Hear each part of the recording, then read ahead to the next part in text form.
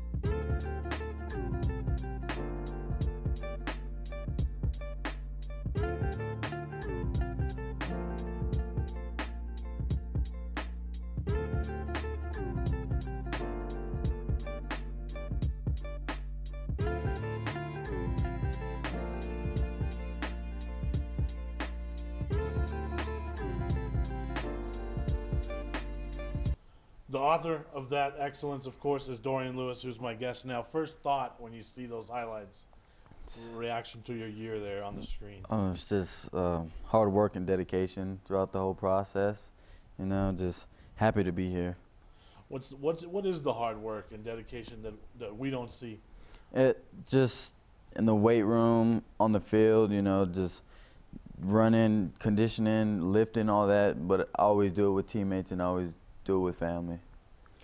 Talk about some numbers. I mean, what are you putting up in the weight room? What? Squat last year was about 405. I haven't really maxed on bench or anything like that, but gonna get there when everything gets healed up. Right. You know, sir.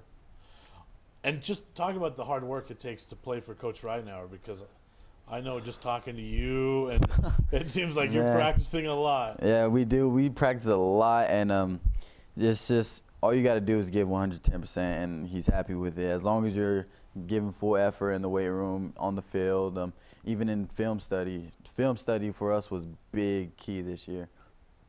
So what I want to talk about first is what actually brought you to New Mexico. But first, I remember when I had heard about it, so our local writer here, James Yotis, tweeted about it in the morning. I think it was on a weekend. And Adam and I were at Community Stadium, and I believe we were doing some North-South All-Star game or something. I'm not sure what we were there for, and we had gotten the word that hey, there's this stud from Texas that's coming to Cleveland, and David Howes was there, and Coach Howes was doing a game with Adam, and so the game had ended, and that's when Adam and I asked, hey, did you see that tweet about that running back that's coming to Cleveland? And Coach Howes said, yeah, I read it this morning, and I got on Huddle, and this is going to be a problem. That's what he said. And, I mean, that's high praise coming from a guy like that. And that's kind of, when we heard that, we're like, okay, well, if Coach Howes is going to say that, then we have something special coming. What did bring you to New Mexico? Family, you know, just all our families up here, and we were struggling back at where we were, and we just wanted to come up here, be closer to family, and get everything right. So you talked about your family. Obviously, there were some athletic ties already, yes, right? Sir. Talk about that. Yes, sir. My eldest brother, Delano, he was named McDonald's All-American second team and for playing basketball, but then unfortunately he had leukemia, cancer, and then he took it down a notch, and so he ended up at Northern New Mexico. And then my second eldest brother, he's actually at New Mexico Highlands right now, and he's just getting prepared for next season and getting better and faster every day. So when you came here, was there ever a doubt about what school you'd be going to, or was it Cleveland all the way? Where our family lives, where my auntie lives, and we were just like, what school will I be attending? And they lived on past Northern, so that meaning we were going to Cleveland. And so we just wanted to be close to them, and that's where we ended up. You're telling me if you lived downtown, you would have been a Highland Hornet? Yeah. It don't believe it. Just matter where we lived, you know? Yes, sir. So what was your first impression of when you get to the campus? Oh, man, I walked in, I was like, wow, I felt like I was in a movie. The campus is so beautiful. And then the coaches, you know, they just welcomed me in with open arms, and it just felt like home. Like it felt like where I should have been for the first 2 years of my high school career. And how was it different? I mean, what did you leave behind?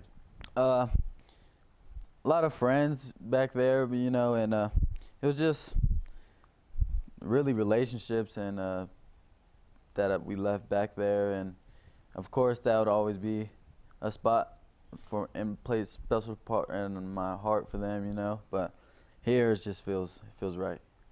And you were District Player of the Year as a sophomore, right? When you left.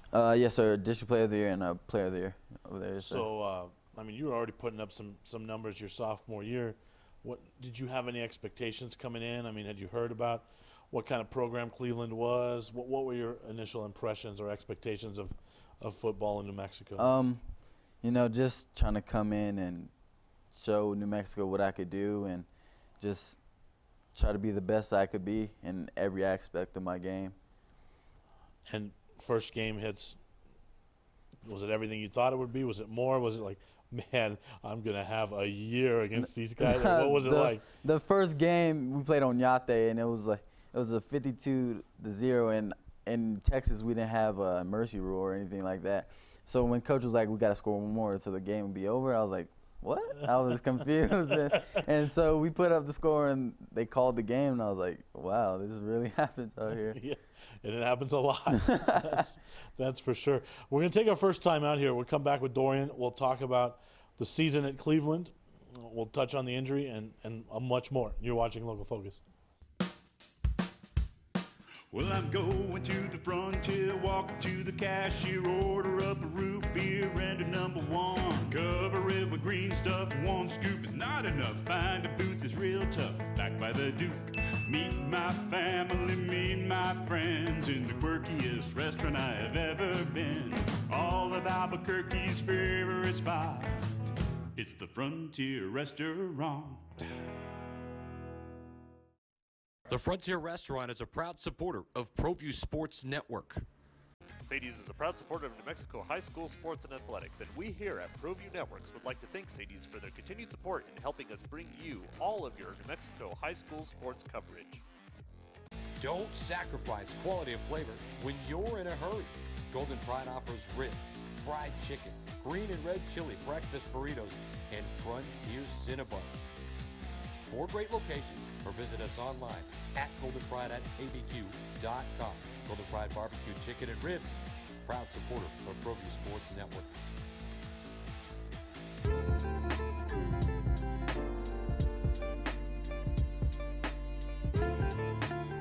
We're back with Dorian Lewis. We're talking about, we started getting into your season a little bit, and we talked about the Oñate game. Obviously, that was a good game. Yes, sir. Talk about that. The first game, you know, I was a little curious about what coach was going to do with the game plan and how he was going to use me, because it was our first game together, and broke out. Didn't play as much as we thought we would. Finished with about 170, something like that, and from there I was like, man, we could do something with this team. So you knew right away? Oh, right away. And I can remember at the beginning of the season, you guys had some games on the road and some games we didn't cover. Mm-hmm. So, you know, we were all eagerly anticipating seeing you, and we all kind of heard about you. But it just so happened with the schedule that we really didn't get to a Cleveland game, I believe, I want to say, till the 3rd or 4th week. Yes, sir. Was it Franklin, I believe? I think Franklin? so, yeah. Franklin was yeah, the so first.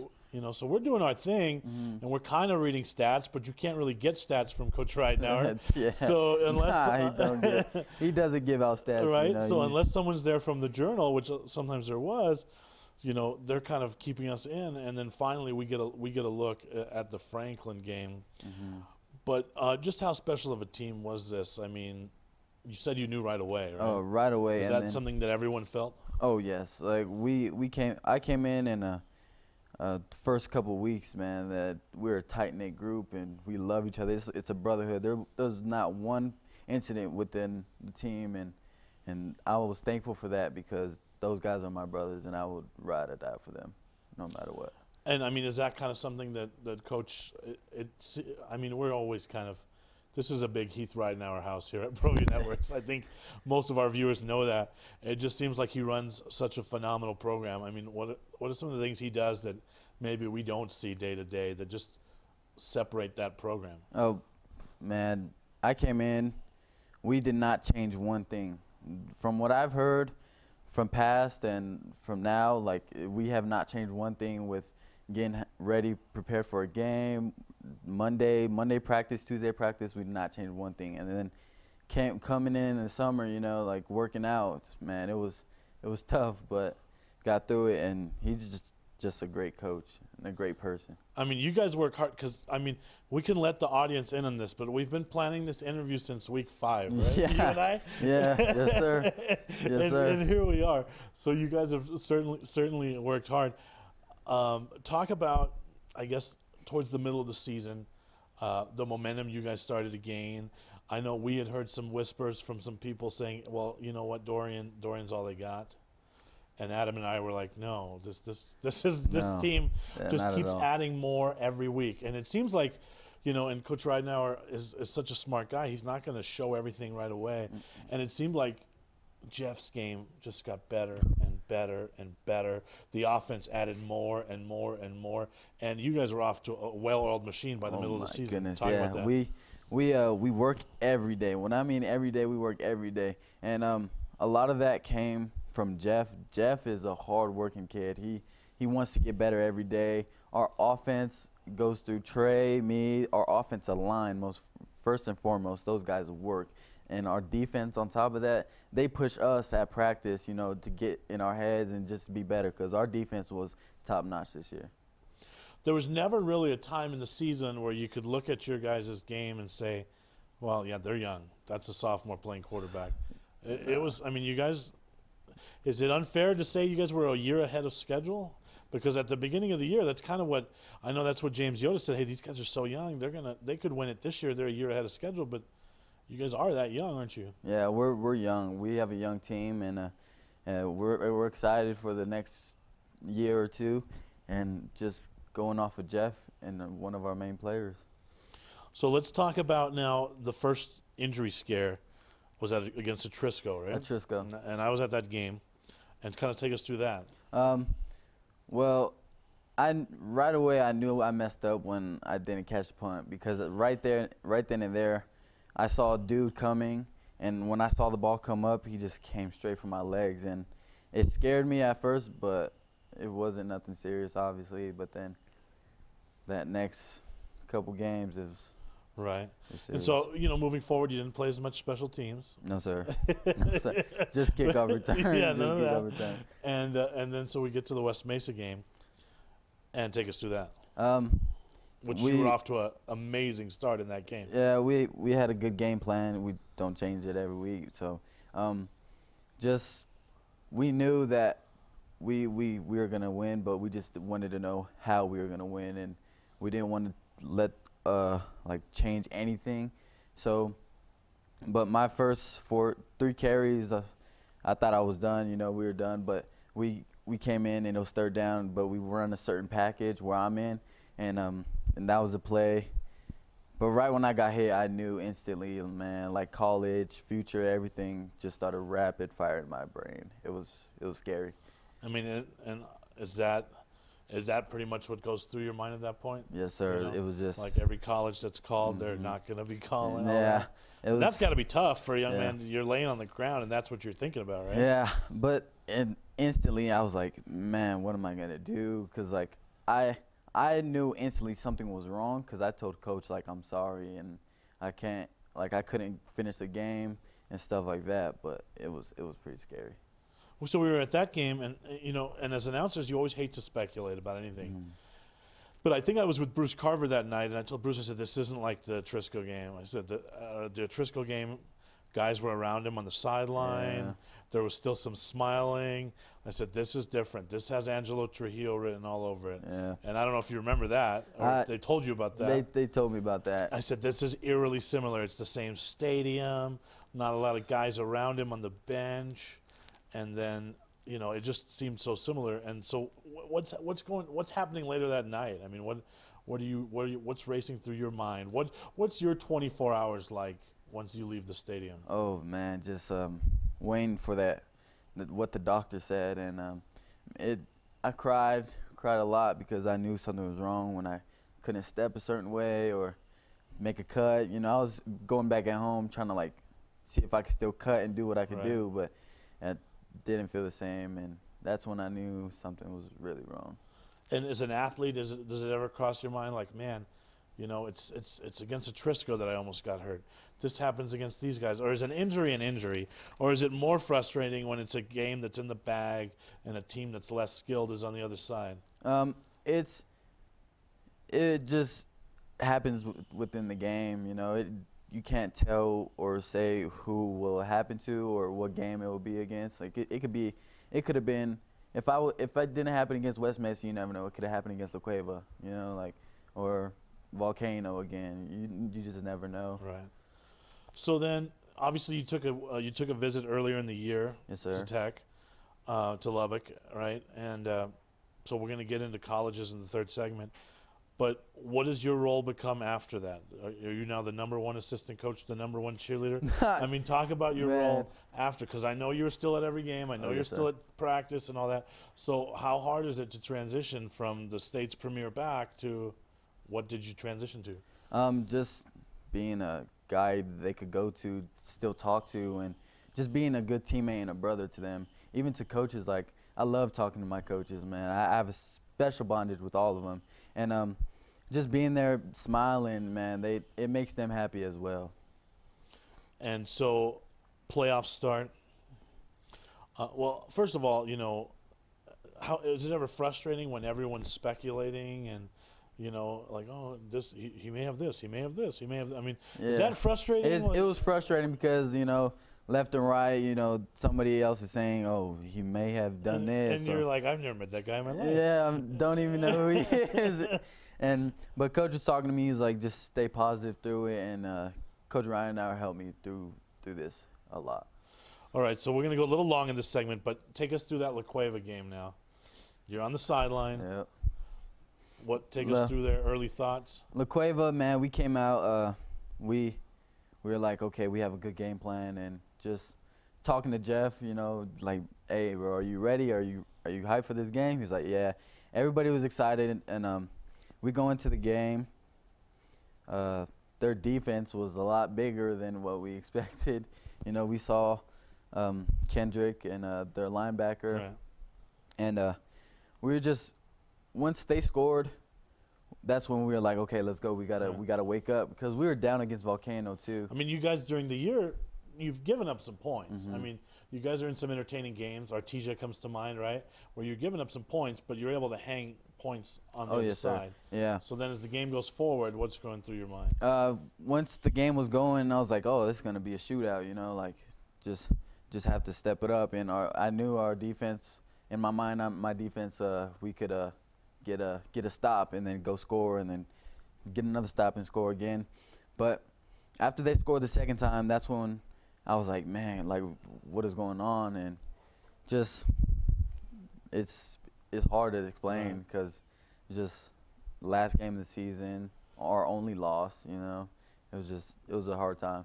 What goes through your mind when you're injured, you're helpless on the sideline, and on the other side, there's literally a guy having your moment, right? The guy. sir. I mean, you have to admire his game, Oh, obviously. yes, sir, of course. But the whole in your, season. in I your was- mind, it has to be like that could be me. That could be my moment right now and on Championship Saturday. right? I was thinking the whole time, man. And DeAndre Williams is a great athlete, great athlete. You know, gotta give respect to where respect is given, and just seeing that it made me frustrated because knowing me and him could have been going back and forth in that game, and it just would have been a historic night.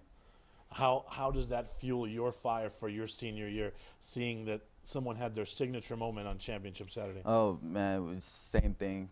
Just going in and trying to prove everybody that I can come back better than ever. All right, last thing here in this segment, Gatorade Player of the Year. Yes, sir. That's pretty special. Talk Yes, about sir. that. It's hard to explain, man, and it's speechless. It leaves me speechless, and it gives me butterflies every time we talk about it because I never thought or expected that I would be honored with this award. And in an abbreviated season, no less. You look at your stats, you compare them with everyone else, and it's in an abbreviated season. It's pretty amazing, isn't it? Yes, sir. Yes, sir. We're going to take a final time out here and then get into recruiting. The recruiting trail next. High school sports are back. The 2018-19 season kicks off, and you could watch every Proview Network broadcast live on the NFHS network. Every moment, from every game, from every sport, including all NMAA state championships. Get your highly discounted monthly pass now. Go to ProviewNetworks.com and sign up. Watch New Mexico's best.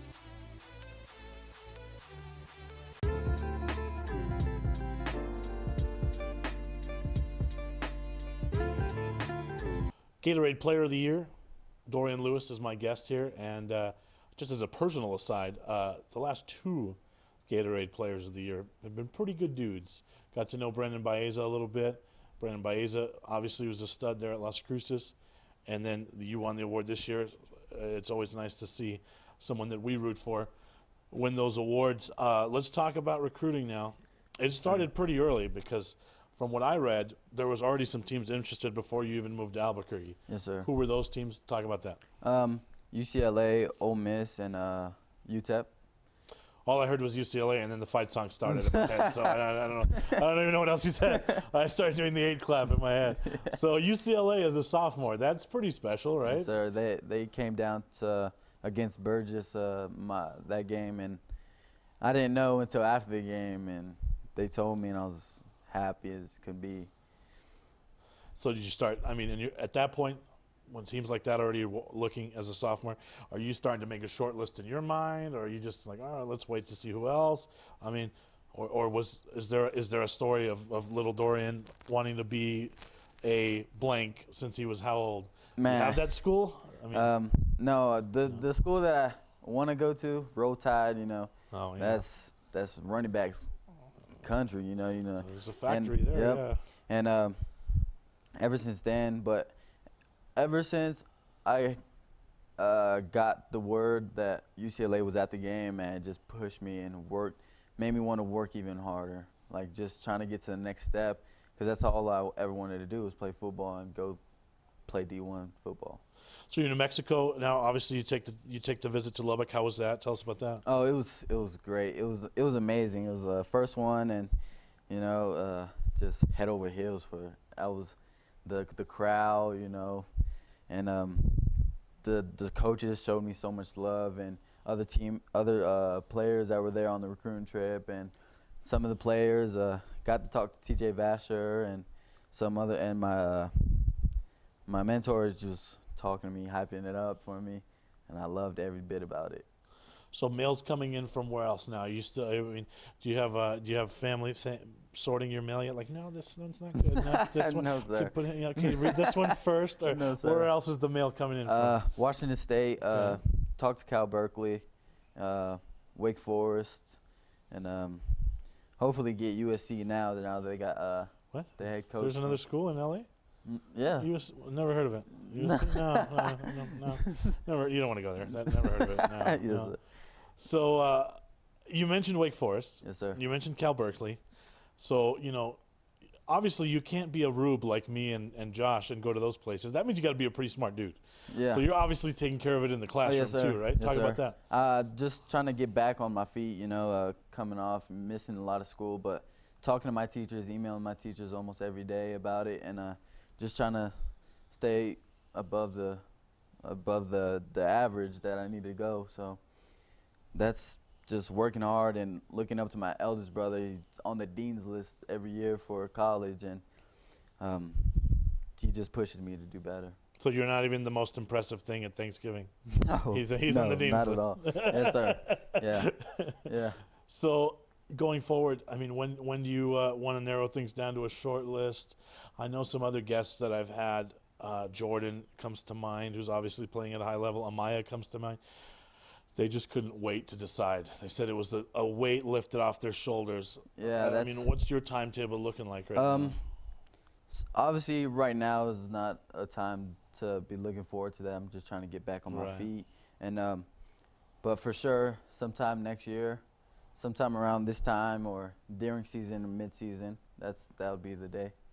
And obviously, I have to ask: has the injury led to any a slowdown of some of that interest? Oh yes, sir. Of course. Okay. And what have they told you? Just those have to be tough calls to hear. Yeah, but the main one, Washington State, they're telling me, don't worry about it.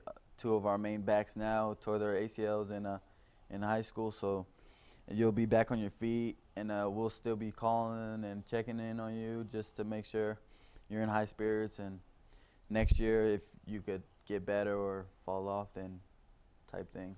So where are your spirits? Where are you at mentally right now? This is probably one of the best things that's ever happened to me. Got closer with family and friends. It just opened my eyes. Can't take anything for granted because that could be taken away from you just like that. So I'm just it made me want to work harder in school and just be a better person in general. And hoops, you're a pretty good basketball player too, Yes, right? sir. Yes, sir. So you're going to be rooting for the Storm from the sideline? Oh, here? yes, sir. Of course.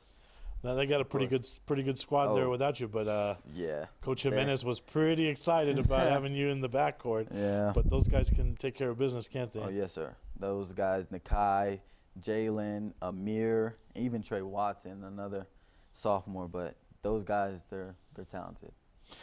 So what does this look like timetable-wise? I mean, when are you looking to start physical activity? What's that look like? I get my staples out Thursday, so since Thursday, I'm going to be moving around, trying to get back on my feet. Well, hey, you hobbled into my studio today, so I am certainly grateful for that. I appreciate you. Thank you so much. Thank you. That's the Gatorade Player of the Year, Dorian Lewis. Thank you so much for joining us on Local Focus. Good night, everyone. We'll be all new with DeAndre Williams next week.